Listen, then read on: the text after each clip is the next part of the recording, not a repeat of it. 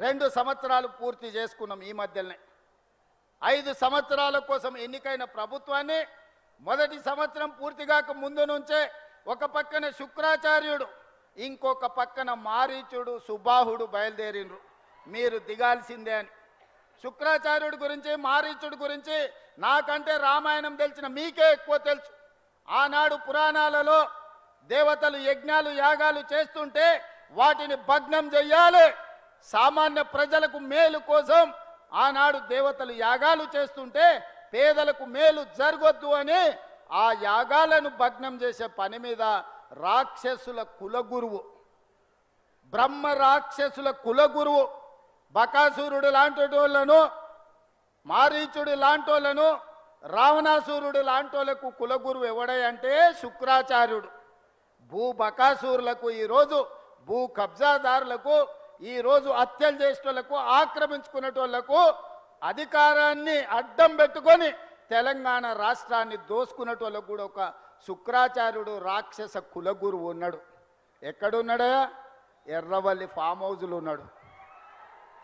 Erravalli form హౌజ్లో ఉండి పన్నాగాలు పన్నుతుంటాడు. శకుని మామ పన్నినట్టు పన్నాగాలు పన్నుతుంటాడు. దుర్యోధన వంశాన్ని ఎంబడి పెట్టుకొని ఏదో రకంగా ఈరోజు కుట్రల కుతంత్రాలతోనే ప్రజాపాలనను, పేదల ప్రభుత్వాన్ని పడగొట్టాలని ఆలోచన.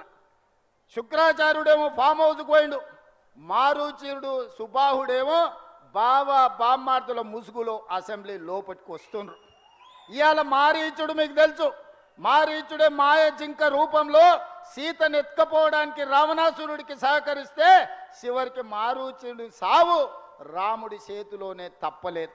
అట్లనే ఈనాడు ఈ ప్రభుత్వాన్ని బట్టగాల్చి మీదెయ్యాలి, ఈ ప్రభుత్వాన్ని బదనాము చెయ్యాలి అని అడ్డగోలుగా ప్రచారాలు ఈరోజు చేసే ప్రయత్నము మారీచుడు సుబాహుడు చేస్తున్నారు.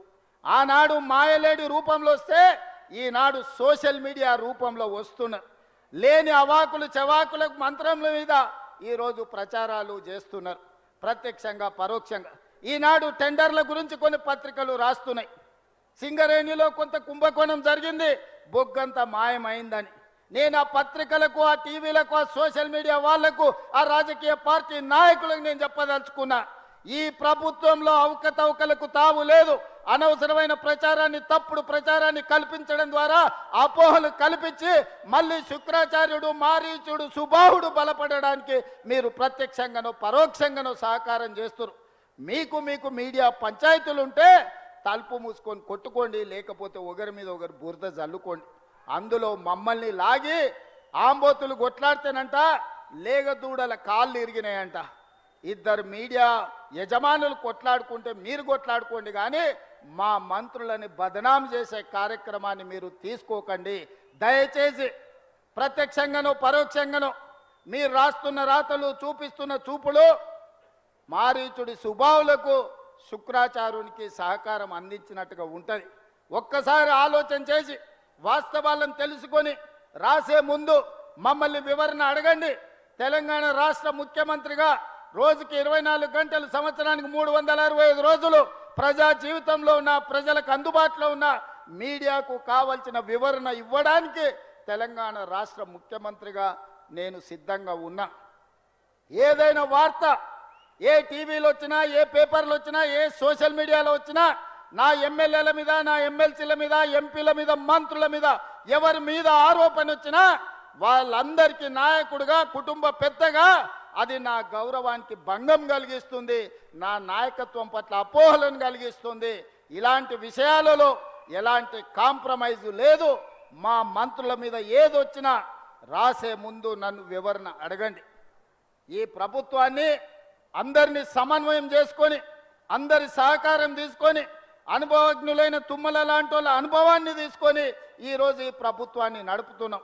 24 గంటలు పని చెయ్యాలి అంటే, సమ్మక్క సారలమ్మ గుడిని 100 రోజుల్లో పూర్తి చెయ్యాలి అని అంటే ఆ బాధ్యతను మీ అభిమాన నాయకుడు పొంగులేటి శ్రీనివాసరెడ్డి గారికి బాధ్యత ఇచ్చి 100 రోజుల్లో అమ్మవారి మందిరాన్ని నిర్మించాలి అని 24 గంటలు వారిని అక్కడనే పెట్టిన. ఢిల్లీలో ఏ అవసరం ఉన్నా, ఏ ఆర్థిక మంత్రితో మన రాష్ట్రానికి రావాల్సిన నిధులు కావాలన్నా, ఇతర శాఖల అనుమతులు కావాలన్నా బట్టి విక్రమార్క గారిని కాలుకు బలపం కట్టి ఢిల్లీలో గల్లి గల్లి తిప్పి ప్రతి మంత్రి దగ్గరికి పంపించి రాష్ట్రానికి రావాల్సిన అనుమతులు నిధులను రాబట్టుకునే ప్రయత్నం చేస్తున్నా. ఇది ఉమ్మడిగా మా ప్రభుత్వం నడిపిస్తున్న విధానం. గతంలో ఉన్న ముఖ్యమంత్రులు ఏకపాత్రాభినయం చేసేది. దుర్యోధనుడు వాళ్ళే, దుశ్శాసనులు వాళ్ళే, సుయోధనులు వాళ్ళే, ఇట్లా ప్రతి పాత్ర ఒక్కడే ఏకపాత్రాభినయం చేస్తాడు. మా దగ్గర అట్లా కాదు. అందరం సమన్వయం చేసుకొని ఎవరు బాధ్యతలు వాళ్ళు, ఎవరికి ఉన్న అనుభవాన్ని ఇంకొకరితో పంచుకొని సమన్వయంతో ఈ ప్రభుత్వాన్ని నడుపుతున్నాం. 2 సంవత్సరాలల్లా ఎలాంటి అవకతవకలకు కానీ ఎలాంటి తప్పులకు కానీ అవకాశం ఇవ్వలేదు. ఈనాడు కూడా సింగరేణిలో జరుగుతున్న కోల్ మైనింగ్ టెండర్ విషయంలో ప్రభుత్వం స్పష్టంగా నికార్సుగా నిజమైన అనుభవం ఉన్న వాళ్ళకే ఇస్తుంది తప్ప అనా పైసా అవినీతికి అవకాశం ఇవ్వము. దయచేసి నా సహచర మంత్రుల మీద వార్తలు రాసే ముందు నాతో వివరణ తీసుకోవాల్సిందిగా నేను పెద్దలకు విజ్ఞప్తి చేస్తున్నా.